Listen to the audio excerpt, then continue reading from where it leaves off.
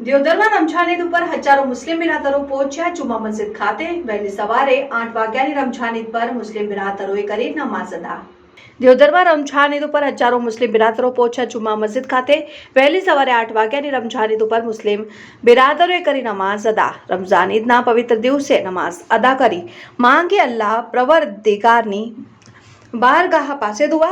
નમાઝ પડ્યા બાદ મુસ્લિમ બિરાદરોએ આપી એકબીજાને ઈદ મુબારક। जुम्मा मस्जिद खाते मुंह मीठू करी मुस्लिम बिरादरों कर्या ईद मुबारक।